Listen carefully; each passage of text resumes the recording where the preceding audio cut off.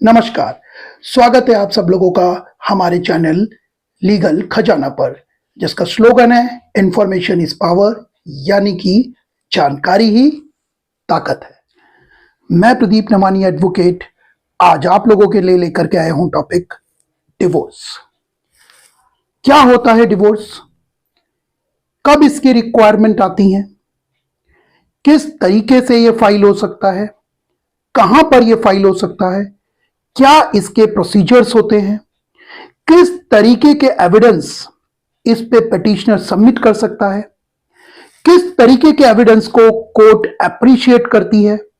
आज इस बारे में हम डिटेल से डिस्कशन करेंगे आप लोगों के साथ।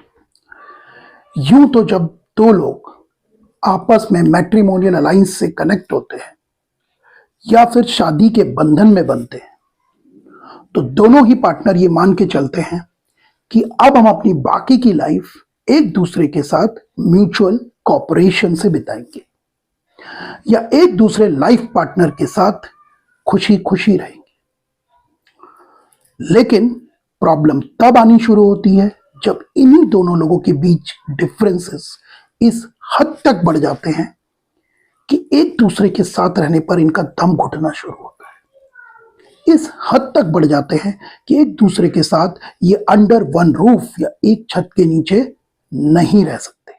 इस तरीके का बिहेवियर जब एक पार्टनर के द्वारा किया जाता है, जिससे कि इस तरह की सिचुएशन आ जाती है, तो उस बिहेवियर को कलेक्टिवली हम कहते हैं cruelty.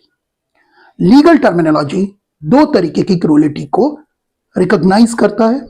One is physical cruelty, second is mental cruelty. Physical cruelty, जैसे कि नाम से ही आपको लग रहा होगा, इसके अंदर वो क्रूएलिटीज हैं जो कि एक पार्टनर के फिजिकल असॉल्ट की वजह से दूसरे पार्टनर को होती हैं, जैसे कि फॉर एग्जांपल मारपीट। तो इसीलिए इस तरीके की क्रूएलिटी को कोर्ट में प्रूवन करना कंपैरेटिवली आसान होता है, क्योंकि फिजिकल क्रूएलिटी के काफी सारे एविडेंसेस होते हैं, जैसे कि medical prescription, medical legal certificate यानी इंजरी सर्टिफिकेट जो कि डॉक्टर्स देते हैं, ट्रीटमेंट रिकॉर्ड्स और भी काफी सारी चीजें। लेकिन प्रॉब्लम तब आती है जब हम दूसरी क्रूएलिटी की बात कर रहे हो, यानी कि मेंटल क्रूएलिटी की बात कर रहे हो, क्योंकि मेंटल क्रूएलिटी का कोई भी डायरेक्ट एविडेंसेस नहीं होता।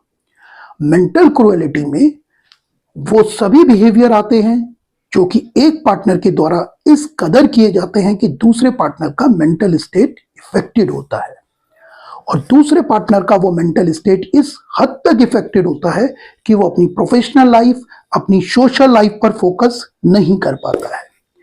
इस हद तक इफेक्ट होता है कि दूसरे पार्टनर के साथ वो एक छत के नीचे नहीं रह सकता। ये सभी सिचुएशन, ये सभी स्थितियां मेंटल क्रूएलिटी में रिकॉग्नाइज हैं। आइए अब बात करते हैं क्रूएलिटी के कुछ एग्जांपल्स की, क्रूएलिटी के कुछ उदाहरण की। अगर कोई वाइफ अपने हस्बैंड के ऊपर दबाव बना रही है कि वो अपनी जॉइंट फैमिली से अलग रहे, यानी कि अपने mother father, unmarried brother, unmarried sister से अलग एक न्यूक्लियर फैमिली सेटल करे, तो इस तरीके का दबाव बनाना, इस तरह का प्रेशर बनाना एक क्रूएलिटी है। अगर एक पार्टनर दूसरे पार्टनर को पब्लिकली ह्यूमिलेट कर रहा है, यानी कि पब्लिकली उसकी इंसल्ट कर रहा है, तो ये क्रूएलिटी है। अगर एक पार्टनर दूसरे पार्टनर को, उसे और उसके पूरे फैमिली मेंबर्स को झूठे क्रिमिनल केसेस में फंसाने की धमकी दे रहा है, जैसे कि डाउरी केसेस में फंसाने की धमकी दे रहा है, डोमेस्टिक वायलेंस के केस में फंसाने की धमकी दे रहा है, या दूसरे क्रिमिनल ऑफेंसेस में फंसाने की धमकियां दे रहा है, तो ये क्रूएलिटी है। अगर एक पार्टनर दूसरे पार्टनर के ऑफिस में लगातार कम्युनिकेशन कर रहा है और उसकी प्रोफेशनल लाइफ को इंटरप्ट कर रहा है, डिस्टर्ब कर रहा है, जैसे कि उसके कोलीग्स को या उसकी सुपीरियर अथॉरिटीज को कम्युनिकेशन करके ऐसी कंटेंट भेज रहा है जिससे उसके पार्टनर की रेपुटेशन अपनी प्रोफेशनल लाइफ पे डाउनग्रेड हो, तो ये भी क्रूएलिटी है। अगर आपका पार्टनर आपको लगातार सुसाइड करने की धमकियां दे रहा है, तो ये क्रूएलिटी है। अगर आपका पार्टनर लगातार पीसीआर कॉल्स करता है या फिर पुलिस को कॉल करता है और पुलिस आपके घर के बाहर एक्यूमुलेट हो रही है, तो ये भी क्रूएलिटी है। अगर आपका पार्टनर किसी पुलिस स्टेशन में या किसी अथॉरिटीज में आपके खिलाफ झूठी पुलिस कंप्लेंट्स कर रहा है, तो ये भी क्रूएलिटी है। अगर आपके पार्टनर के पेरेंट्स आपकी इंसल्ट करते हैं या आपके फैमिली मेंबर की इंसल्ट करते हैं और आपका पार्टनर चुपचाप मोटिवेट करता है अपने पेरेंट्स को, और जब वो ऐसा करते हैं तो वो अपनी साइलेंसी बरकरार रखता है, तो ये भी क्रूएलिटी है। अगर आपके पार्टनर का कोई एक्स्ट्रा मैरिटल अफेयर है और वो अपनी मैट्रिमोनियल लाइफ रहते हुए भी किसी और के साथ लव अफेयर में या किसी और के साथ प्रेम संबंध में है, तो ये भी क्रूएलिटी है।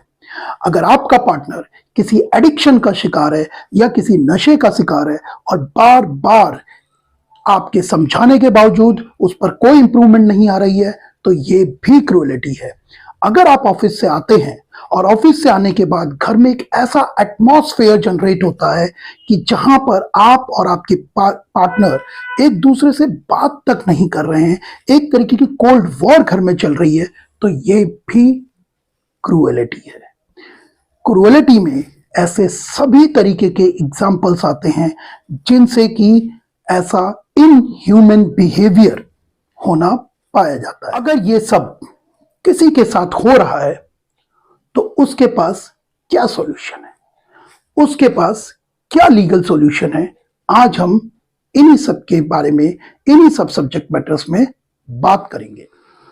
तो अगर किसी पर्सन के साथ इसी तरीके की क्रूएलिटीज हो रही हैं या इससे भी ज्यादा क्रूएलिटीज हो रही हैं और सिचुएशन इस हद तक पहुंच चुकी है जहां वो अपने पार्टनर के साथ अंडर वन रूफ नहीं रह सकता या साथ रहने में उसका दम घुटता है, तो ऐसे पर्सन के पास सिर्फ 3 सिचुएशन है। पहला, स्टेटस क्वो। अब आप जानना चाहेंगे स्टेटस क्वो क्या होता है। स्टेटस क्वो है जो चल रहा है उसको चलने दें, आराम से अपना कंफर्ट जोन जिए।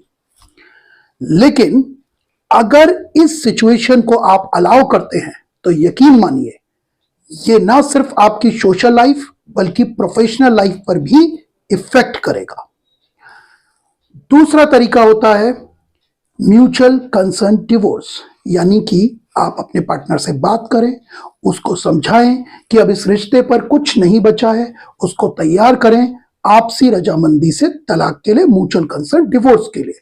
इसका बहुत आसान सा प्रोसीजर होता है, इस पर ज्वाइंट पिटीशन लगता है और मैरिज डिसॉल्व हो जाती है, क्योंकि दोनों ही पार्टनर ज्वाइंटली प्रे करते हैं कि अब उनको साथ में नहीं रहना है, उनकी मैरिज डिसॉल्व कर दी जाए।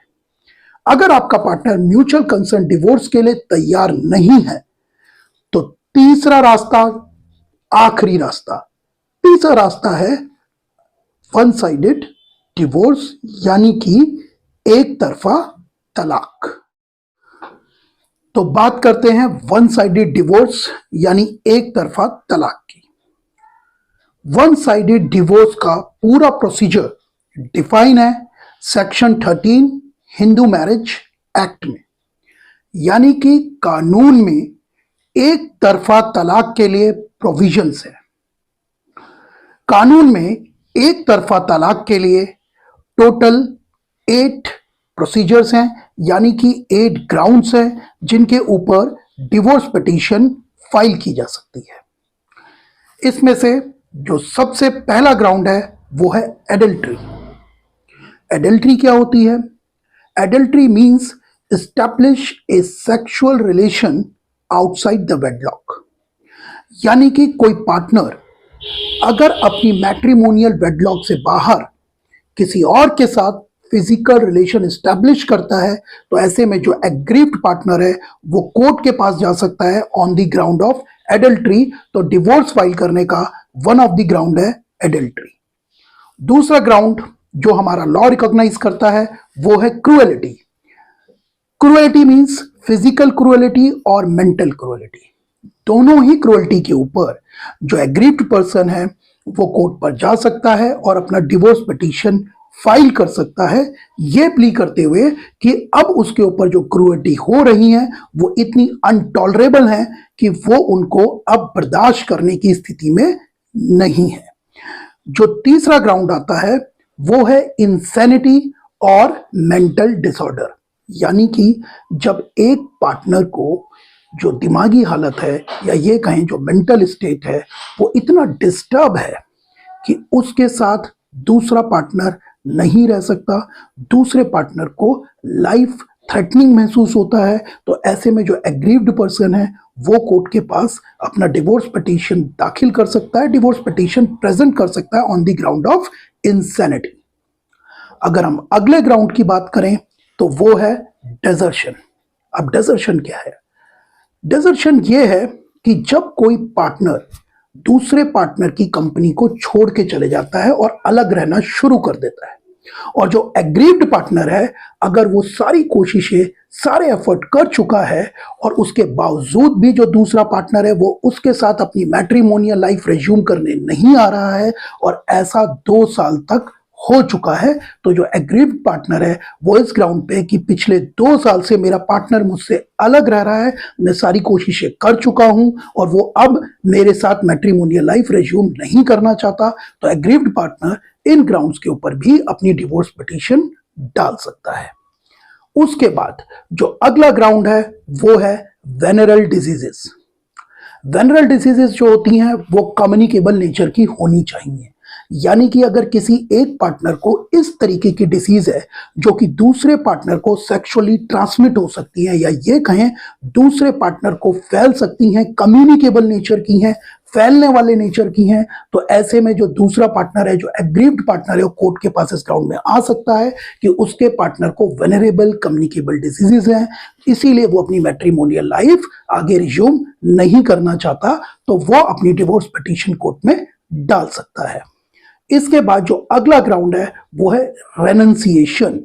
यानी कि जब एक पार्टनर परमानेंटली दूसरे पार्टनर को छोड़ के चले जाता है और मैट्रिमोनियल लाइफ को छोड़ देता है या ये कहें अपना सांसारिक जीवन छोड़ देता है, साधु बन जाता है, महात्मा बन जाता है और किसी रिलीजियस ग्रुप को जाकर के ज्वाइन कर लेता है, तो ऐसे में जो एग्रीव्ड पार्टनर है वो कोर्ट के पास जा सकता है ऑन द ग्राउंड ऑफ रेनंसिएशन कि मेरा पार्टनर मैट्रिमोनियल लाइफ छोड़ चुका है, सांसारिक दुनिया छोड़ चुका है और वो अपनी डिवोर्स पिटीशन फाइल कर सकता है।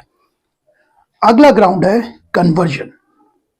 कन्वर्जन यानी कि चेंज ऑफ रिलीजन। जब भी एक पार्टनर दूसरे पार्टनर की कंसेंट के अगेंस्ट अपना रिलीजन चेंज कर लेता है, तो इस ग्राउंड पे भी जो एग्रीव्ड पार्टनर है वो कोर्ट के पास जा सकता है। ये वन ऑफ द ग्राउंड है for taking the divorce. For example, अगर किन्हीं 2 पर्सन्स की मैरिज आपस में तब हुई थी जब वो दोनों लोग हिंदू थे, और अब मैरिज के बाद अगर वन ऑफ द पार्टनर दूसरे पार्टनर की मर्जी के खिलाफ अपना धर्म चेंज कर लेता है, अपना रिलीजन चेंज कर लेता है, इस्लाम पे चले जाता है, क्रिश्चियनिटी पे चले जाता है, तो ये भी वन ऑफ द ग्राउंड है जिसमें दूसरा पार्टनर कोर्ट के पास आ सकता है कन्वर्जन के ऊपर कि मेरा पार्टनर अपना रिलीजन चेंज कर चुका है, और वो कोर्ट में अपनी डिवोर्स पिटीशन फाइल कर सकता है। It is one of the ground for taking the divorce. जो सबसे लास्ट ग्राउंड है वो है प्रिजम्पशन ऑफ डेथ। यानी कि अगर एक पार्टनर दूसरे पार्टनर को परमानेंटली छोड़ के जा चुका है और उसकी वेयर अबाउट्स की कोई जानकारी दूसरे पार्टनर को नहीं है, मतलब उसको पिछले 7 साल से वर्ल्ड ने सुना नहीं है, उसके कोई वेयर अबाउट्स की जानकारी नहीं है कि वो कहाँ रहता है, ये कोई नहीं जानता, तो कानून ये प्रिज्यूम कर लेता है कि अगर ऐसे कोई भी व्यक्ति का 7 साल तक पता नहीं लग पा रहा है, 7 साल तक उसको सुना नहीं जा रहा है, तो कानून प्रिज्यूम कर लेता है कि वो मर चुका है। कानून प्रिज्यूम कर लेता है, ऐसे आदमी की डेथ को मान लेता है कि ऐसा आदमी अब मर चुका है। तो ये भी एक ग्राउंड है जब एक पार्टनर दूसरे पार्टनर को 7 साल से ज्यादा छोड़ के चले जाए, उसके वेयर अबाउट्स का ना पता हो, तो एग्रीव्ड पर्सन 7 साल के बाद कोर्ट में अपनी पिटीशन इस ग्राउंड में डाल सकता है, प्रिजम्पशन ऑफ डेथ के ऊपर अपनी पिटीशन को कोर्ट में पेश कर सकता है। तो सेक्शन 13 में जितने भी ग्राउंड हमने आपको बताए, ये सभी ग्राउंड जेंडर न्यूट्रल है। जेंडर न्यूट्रल मतलब दोनों ही side, husband as well as wife, इन दोनों ग्राउंड्स के ऊपर कोर्ट में डिवोर्स फाइल कर सकते हैं। अब हम अगले सेक्शन में जानेंगे कि डिवोर्स कैसे फाइल किया जाता है और क्या इसकी रिक्वायरमेंट। तो अभी तक सेक्शन 13 में हमने आपको 8 ग्राउंड्स बताए जिसके बेस में वन साइडेड डिवोर्स कोर्ट में फाइल किया जा सकता है। और सोचिए, इन 8 ग्राउंड्स में से सबसे ज्यादा डिवोर्स किस सेक्शन में फाइल होते हैं? आपको जान के हैरानी होगी कि फैमिली कोर्ट में 80% से भी ज्यादा डिवोर्स केस मेंटल क्रूएलिटी के ऊपर फाइल किए जाते हैं। यानी कि now it is an accepted trend कि स्पाउस के साथ इस हद तक मेंटल क्रूएलिटी हो रही है कि वो अपनी मैट्रिमोनियल लाइफ फर्दर रिज्यूम नहीं कर सकते। अब अगर आपके साथ भी इस हद तक मेंटल क्रूएलिटी हो रही है तो हम आपको ऑलरेडी 3 ऑप्शन बता चुके हैं।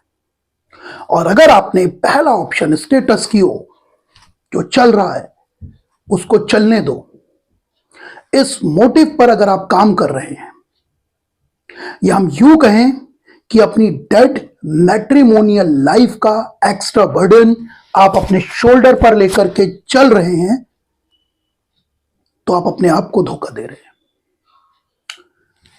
या तो आप अपने कंफर्ट जोन से बाहर नहीं आना चाहते, या फिर आपको इस बात का डर है कि लोग क्या कहेंगे, लोग क्या सोच रहे होंगे।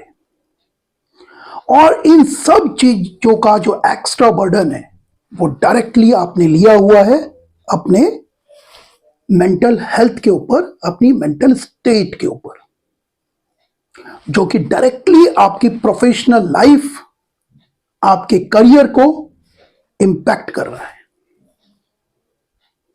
अगर आपको लाइफ में आगे बढ़ना है, करियर पे अगर आपको 7th स्काई टच करना है, तो यकीन मानिए आपको ये जितना भी एक्स्ट्रा बर्डन है आपकी मेंटल हेल्थ के ऊपर, ये सब छोड़ना पड़ेगा।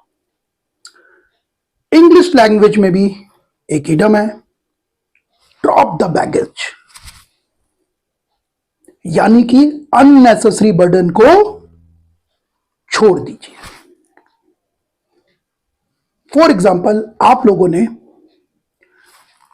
पब्लिक ट्रांसपोर्ट पर सफर किया होगा, आपने बस पे सफर किया होगा, ट्रेन पे किया होगा, ऑटो पे किया होगा, ओला उबर पे किया होगा। यहां पर अगर आप एक सूटकेस के साथ 2 या 3 सूटकेस जो कि एक्स्ट्रा हैं, अननेसेसरी हैं, उनको भी लेकर के जाएं, तो कोई भी आपका वजन चेक नहीं करता है। ना तो बस का कंडक्टर, ना ही रेलवे स्टेशन में आपके वेट की चेकिंग होती है, आपके लगेज में कितना वेट है, आप कितने लगेज लेके जा रहे हैं, ये कोई चेक नहीं करता।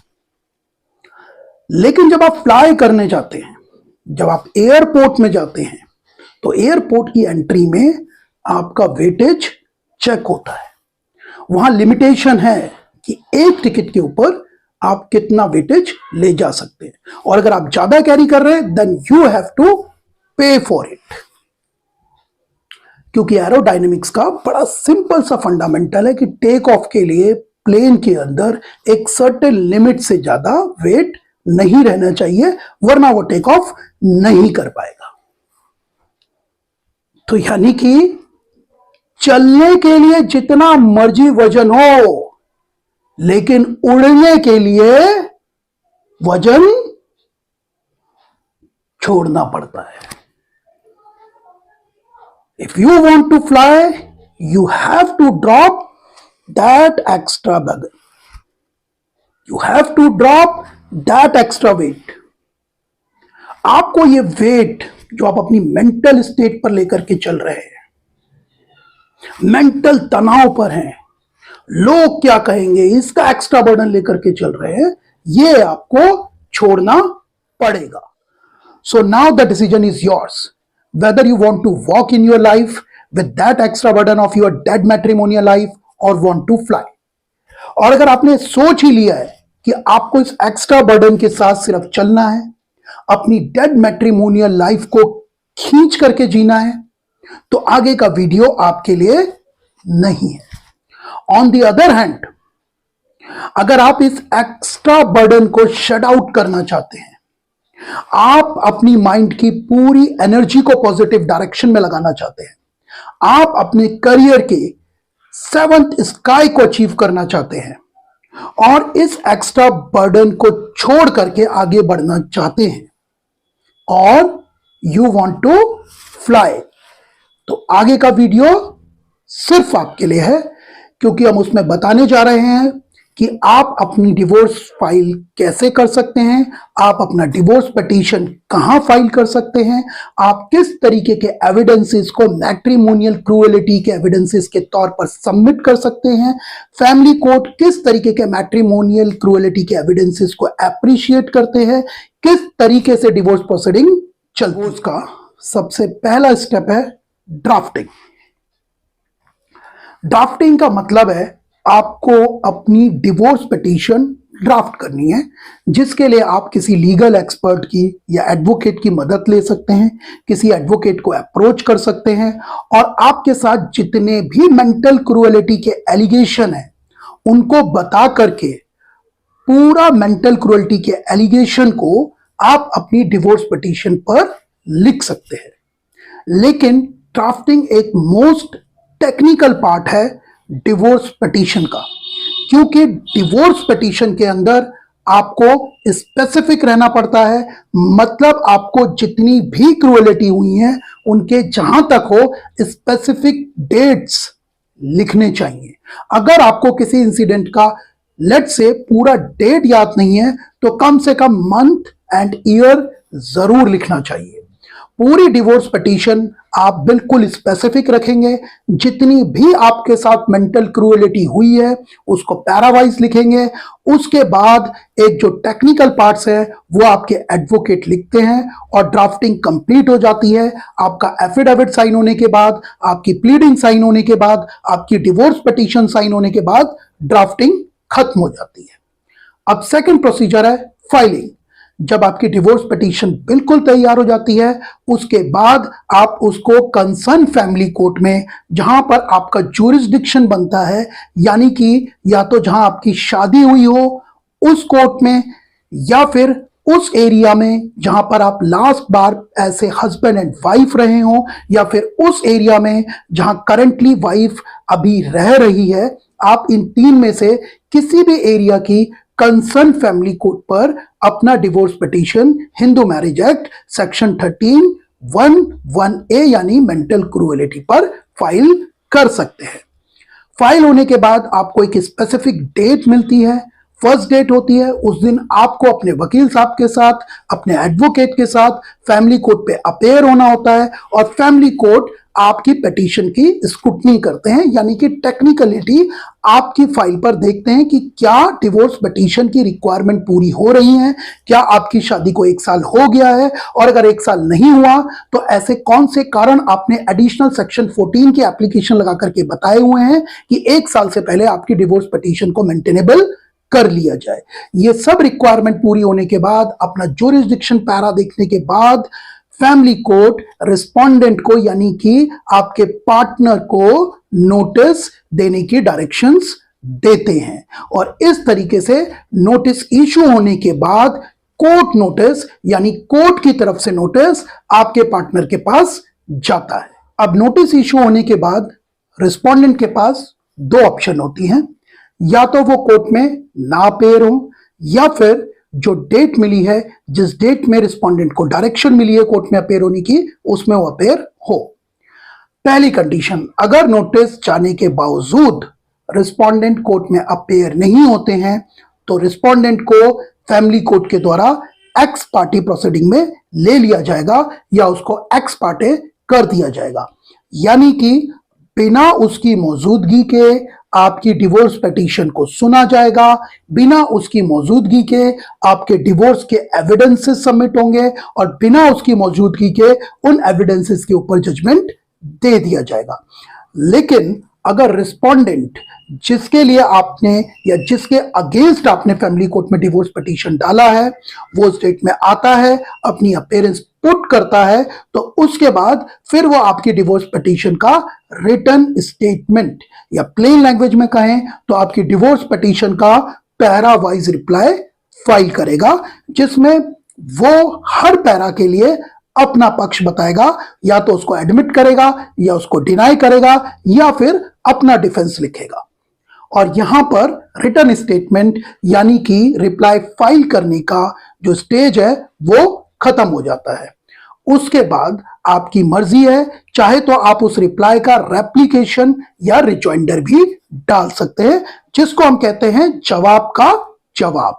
यानी कि जो रिप्लाई आपके पार्टनर की तरफ से आया हुआ है आपके डिवोर्स पिटीशन के अगेंस्ट, अब आप उस रिप्लाई का भी रिप्लाई दे सकते हैं और हर एक रिप्लाई के लिए अपना पक्ष बता सकते हैं।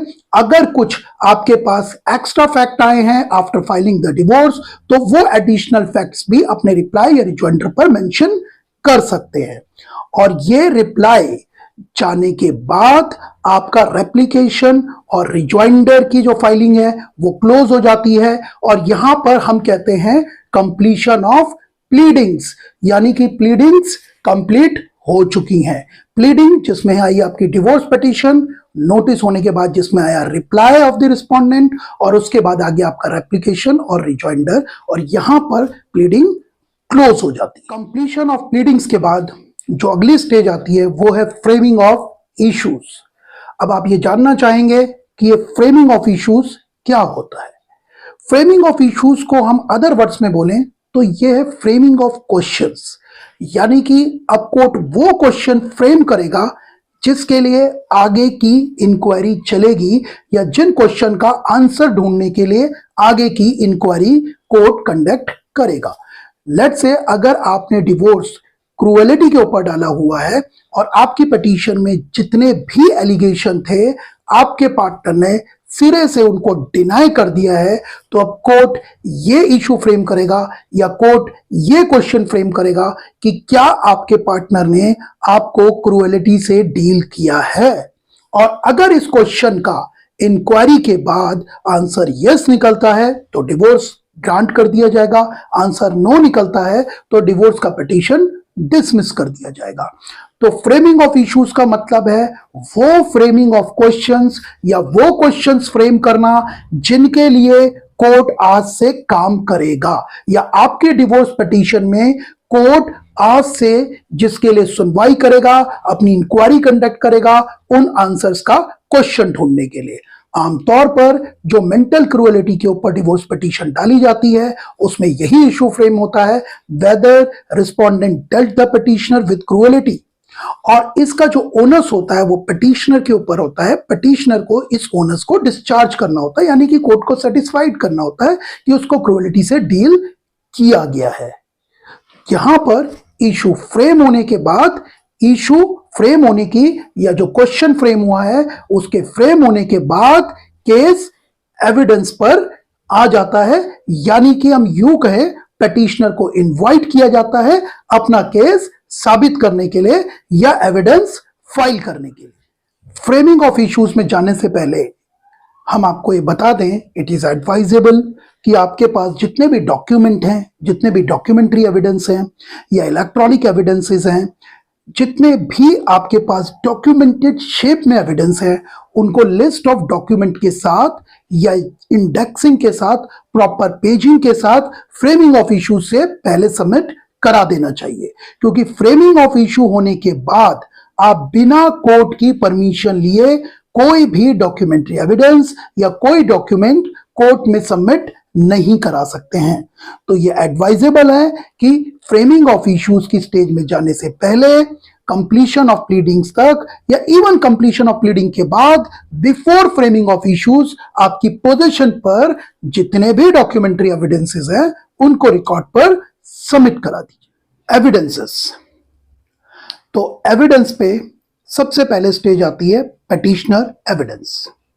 क्योंकि डिवोर्स आपने फाइल किया हुआ है इसलिए सबसे पहला इनविटेशन कोर्ट आपको देता है, पिटिशनर को देता है, और पिटिशनर को बोलता है कि वो विटनेस बॉक्स में आए और अपने केस को प्रूवन करे। अब यहां पर बहुत सारे लोगों का ये सवाल होता है कि हम किस तरीके का एविडेंसेस कोर्ट में फाइल कर सकते हैं। मेरे पास तो कोई डॉक्यूमेंट्री एविडेंस नहीं है, मेरे पास तो कोई इलेक्ट्रॉनिकली एविडेंस नहीं है। तो सबसे पहले यह समझते हैं कि क्रूएलिटी होती क्या है। सिविल लॉ के अंदर क्रूएलिटी कहीं भी डिफाइंड नहीं है।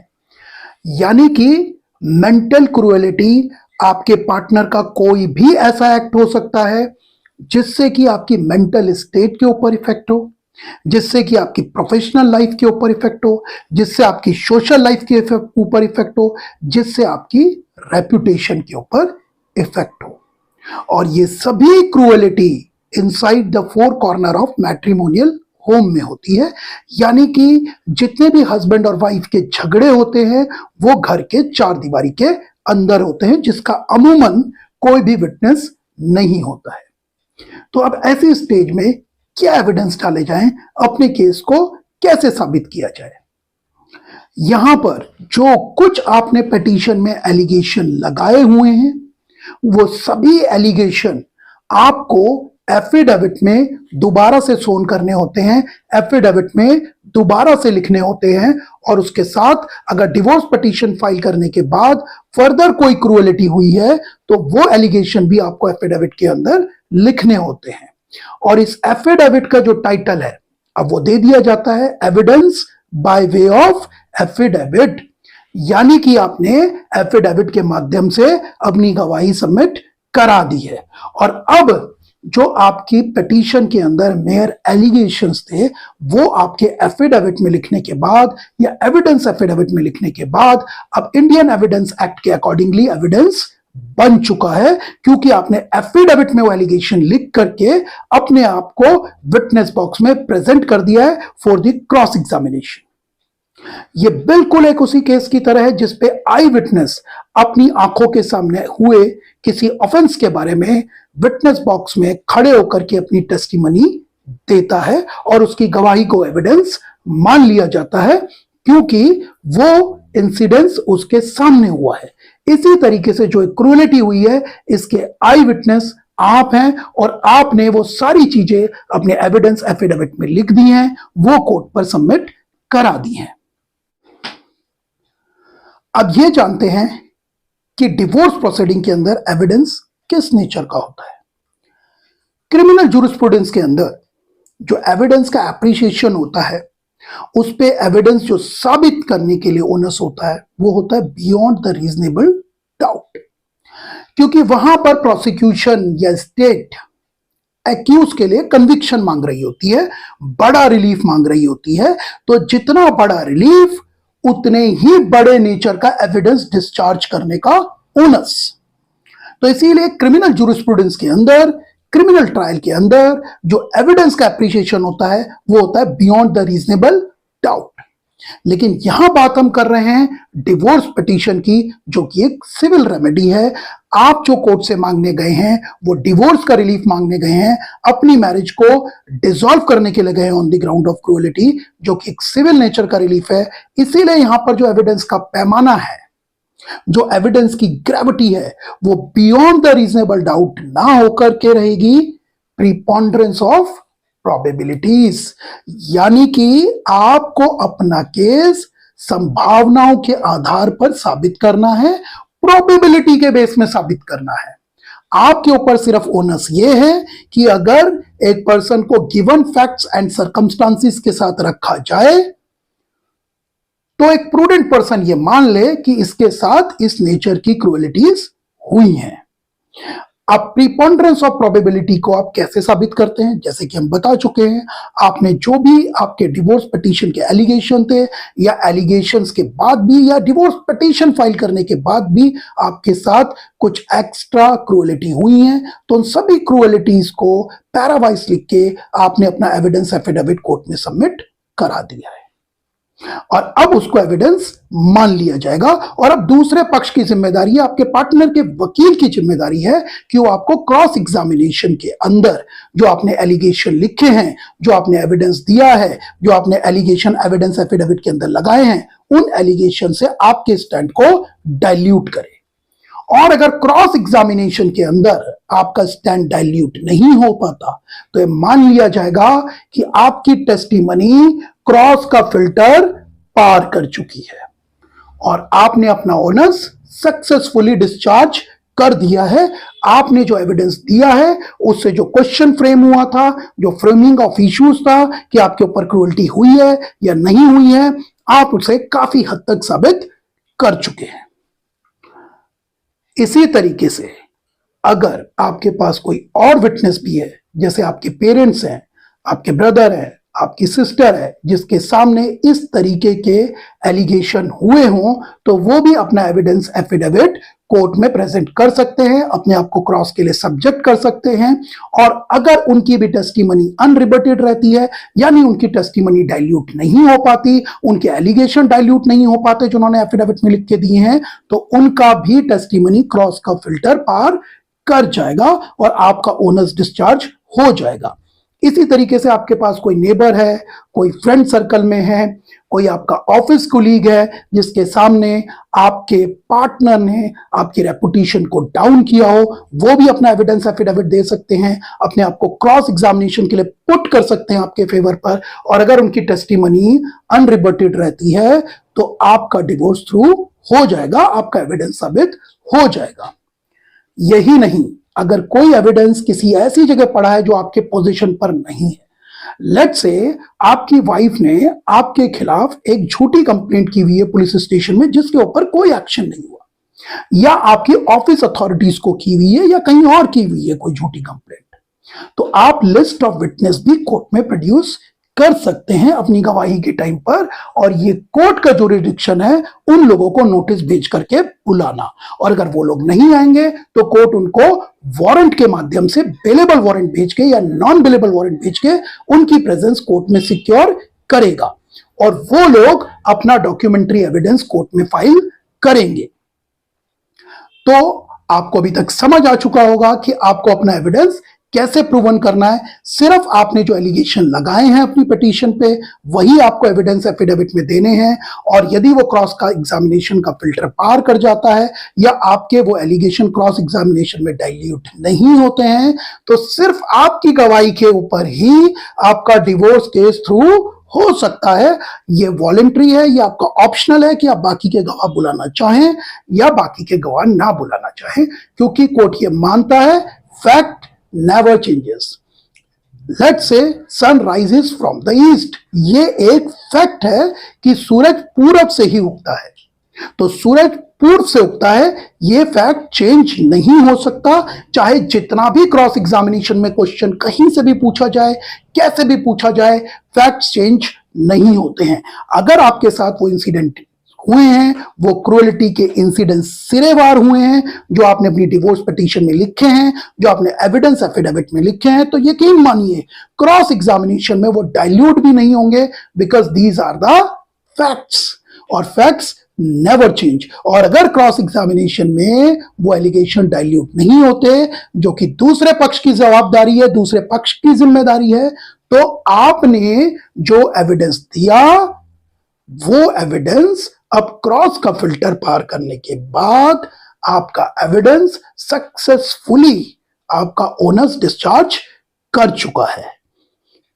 तो यहां पर जब आप अपने सारे गवाह एक एक करके बुला देंगे, या सिर्फ अपने आप को ही एग्जामिन कराने के बाद आप किसी और गवाह को नहीं बुलाना चाहेंगे, अपना क्रॉस एग्जामिनेशन होने के बाद आप आगे के गवाह नहीं बुलाना चाहते, तो आपका एविडेंस यहां पर क्लोज हो जाता है, यानी कि ये कहे पिटीशनर एविडेंस क्लोज हो जाता है, और नेक्स्ट स्टेज शुरू होती है जो कि होती है रिस्पोंडेंट एविडेंस।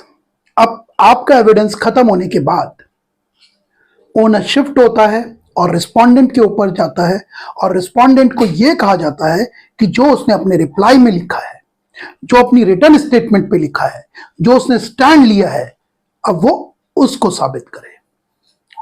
कभी कभार क्या होता है कि आपका सामना कुछ ऐसे लोगों से हो जाता है जो कि अपने आप को भूतकाल, भविष्यकाल, वर्तमान का सबसे इंटेलिजेंट पर्सन समझते हैं, या फिर खुशकिस्मती से ऐसा पार्टनर मिल जाता है जो रिप्लाई में अपनी इस कदर भड़ास निकालता है या रिटर्न स्टेटमेंट पे इस कदर भड़ास निकालता है कि जो आपने डिवोर्स पिटीशन में एलिगेशन लगाए थे ना सिर्फ उनको डिनाई करता है, बल्कि आपके ऊपर वैक्सेशियस एलिगेशन भी लगा देता है, कभी एक्स्ट्रा मैरिटल अफेयर का, कभी ड्रंक यार्ड का, कभी वुमेनाइजर का, यानी कि ऐसे एलिगेशन लगा देता है जिनसे कि आपकी रेपुटेशन डाउन होती हो, सीरियस एलिगेशन लगा देता है। और इन सभी एलिगेशन को साबित करने की जवाबदारी अब रिस्पोंडेंट की है, यानी दूसरे पक्ष की है। और जो उसने एलिगेशन लगाए हैं अपनी रिटर्न स्टेटमेंट पे, अगर वो उनको साबित नहीं कर पाता तो यकीन मानिए, चाहे आप अपना डिवोर्स पिटीशन में लिखे एलिगेशन साबित करें या ना करें, लेकिन जो उसने डिफेमेटरी एलिगेशन आपके ऊपर लगाए हैं जिनसे आपकी रेपुटेशन डाउन होती है, जो बहुत सीरियस नेचर के हैं, यदि रिटर्न स्टेटमेंट और रिप्लाई में ऐसे एलिगेशन और दूसरा पक्ष साबित नहीं कर पाया है तो भी यहां पर क्रूएल्टी प्रूवन हो जाती है कि उसने अपने पार्टनर के ऊपर ऐसे एलिगेशन लगाए जो बहुत सीरियस नेचर के थे और जिसको दूर तक भी वो साबित नहीं कर पाया, क्योंकि वो तो कभी फैक्ट थे ही नहीं। तो रिस्पोंडेंट एविडेंस शुरू होते ही रिस्पोंडेंट के ऊपर जवाबदारी शिफ्ट होती है। रिस्पोंडेंट ने भी जो अपने रिटर्न स्टेटमेंट पे लिखा होता है, जो स्टैंड लिया होता है, उसे वो अपने एफिडेविट में देता है या देती है और विटनेस बॉक्स में अपने आप को क्रॉस एग्जामिनेशन के लिए सब्जेक्ट करता है। इसी तरीके से अब आपके एडवोकेट रिस्पोंडेंट के विटनेस को एक एक करके क्रॉस एग्जामिनेशन करते हैं और उनके स्टैंड को डाइल्यूट करने की कोशिश करते हैं।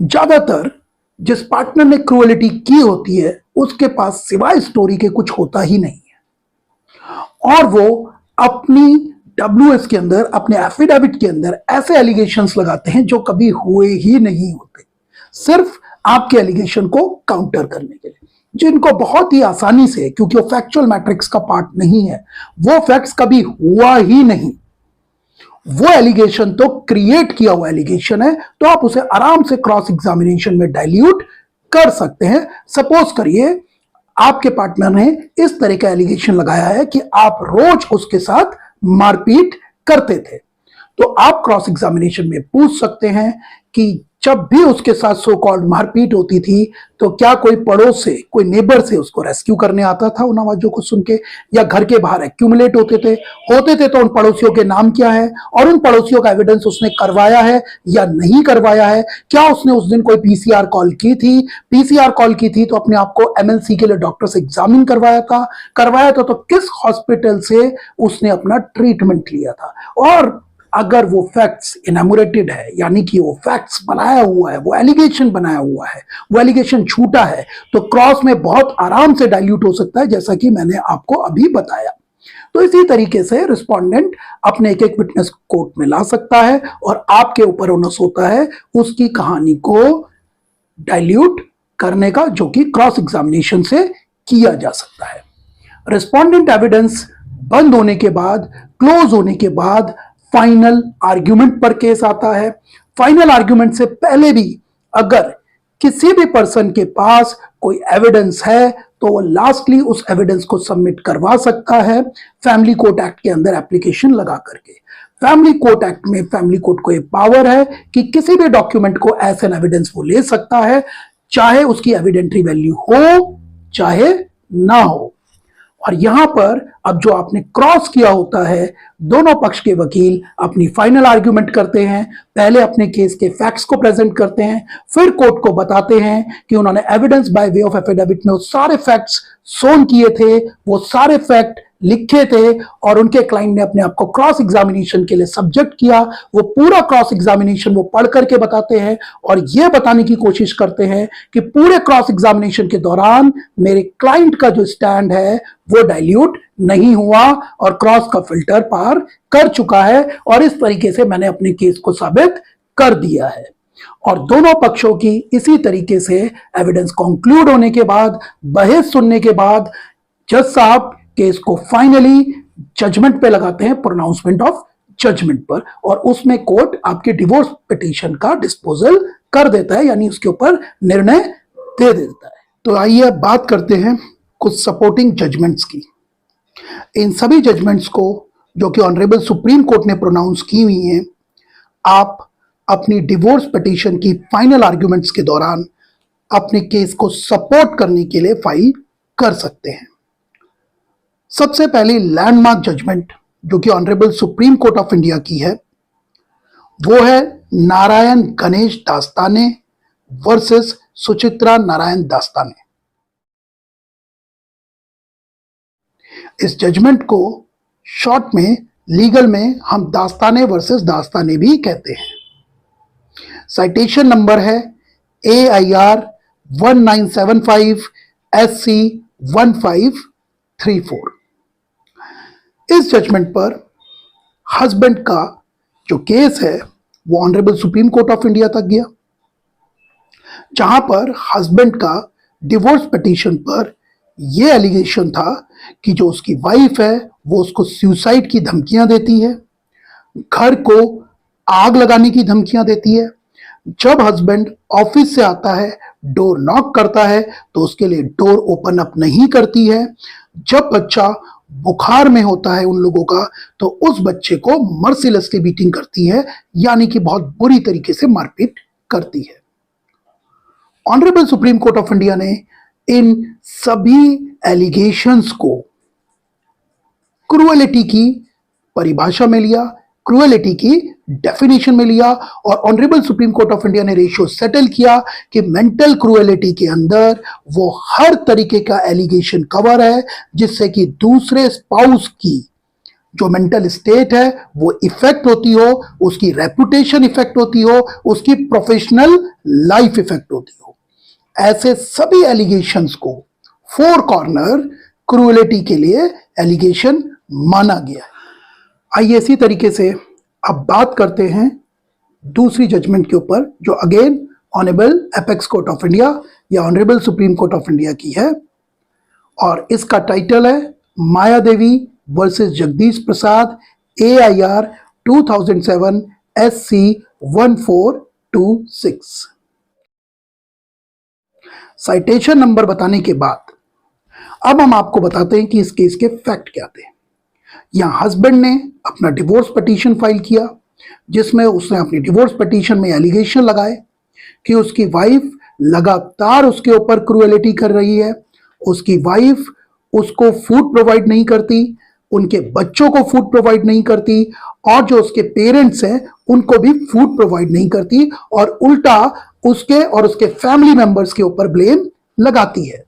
इस पे honourable supreme court of India ने ये रेशियो सेटल किया कि ना सिर्फ मेंटल टॉर्चर बल्कि इमोशनल टॉर्चर को भी मेंटल क्रूएलिटी में शामिल किया जाएगा, और यदि एक पार्टनर दूसरे पार्टनर के साथ ऐसा बर्ताव करता है जिससे कि लगातार उसका इमोशनल टॉर्चर हो, तो वो भी मेंटल क्रूएलिटी के अंतर्गत आता है। अब थर्ड जजमेंट की बात करते हैं।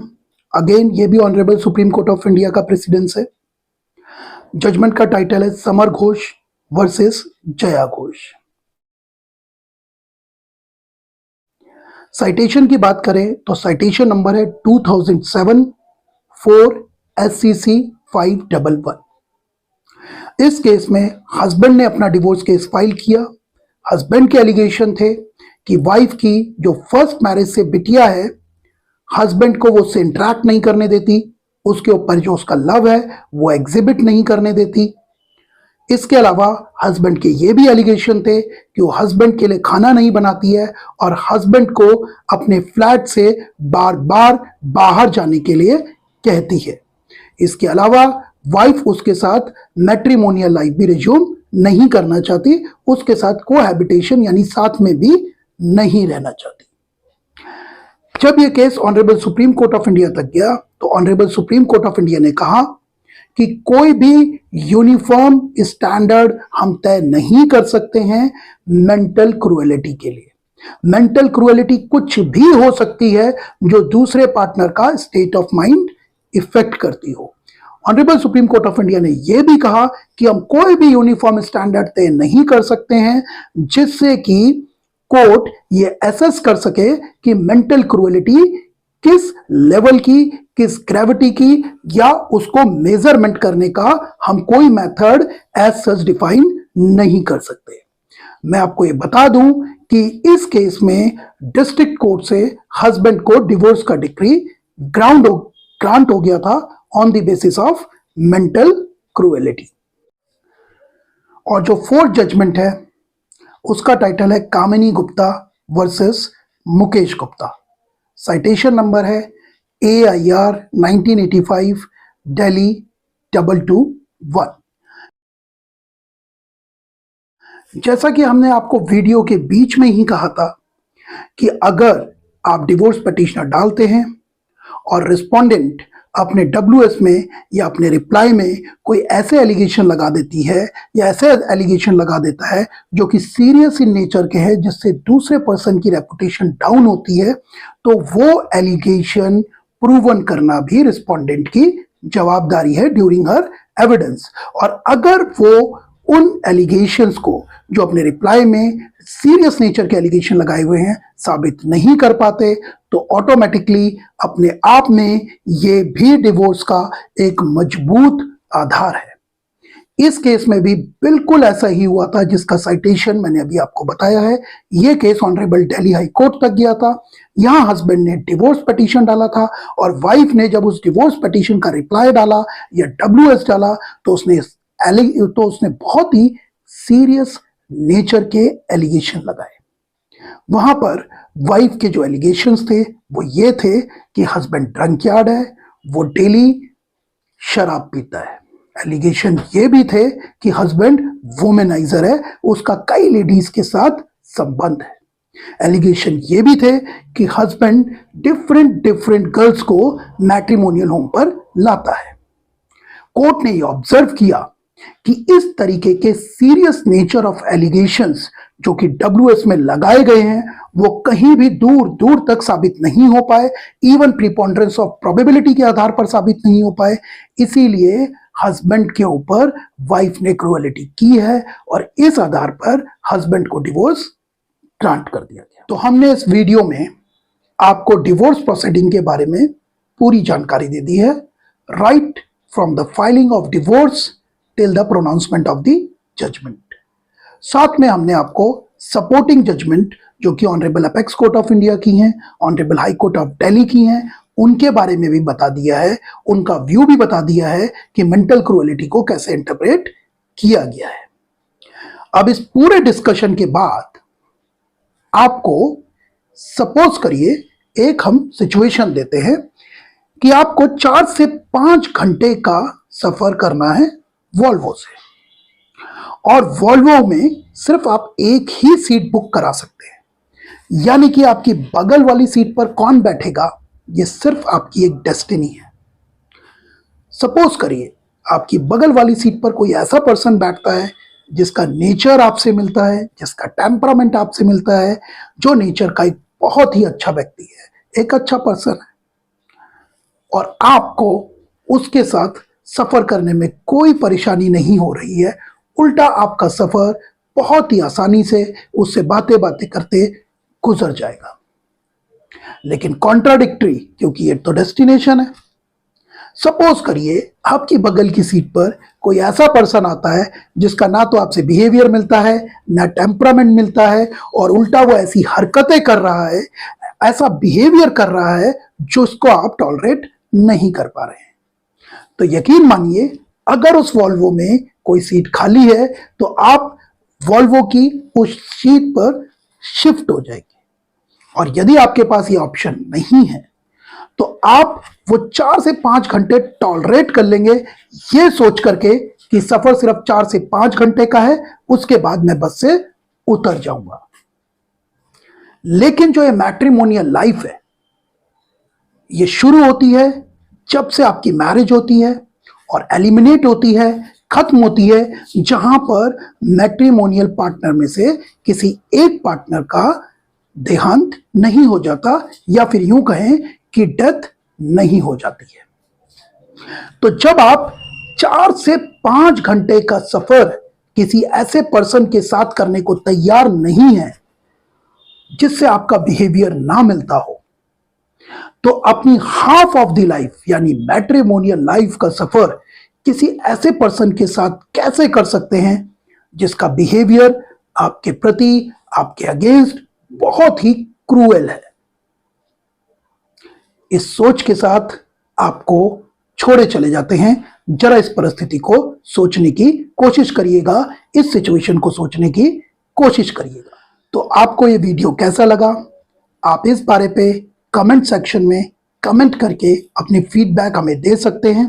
अगर आपको इस टॉपिक के ऊपर, डिवोर्स के ऊपर कोई फर्दर इंफॉर्मेशन चाहिए तो नीचे डिस्क्रिप्शन बॉक्स में हमने अपनी सभी कॉन्टेक्ट इंफॉर्मेशन दे दिए हैं, आप हमसे कनेक्ट कर सकते हैं। अगर आपको हमारे द्वारा दी गई जानकारी पसंद आई हो तो हमारे YouTube चैनल लीगल खजाना को लाइक और सब्सक्राइब जरूर करिएगा, क्योंकि इससे हमें मोटिवेशन मिलता है इस तरीके के इंफॉर्मेटिव वीडियो बनाने के लिए। एक बार दोबारा से फिर कोई दूसरा इंफॉर्मेटिव वीडियो आपके सामने लेकर के हम लोग फिर से हाजिर होंगे। तब तक के लिए नमस्कार, धन्यवाद।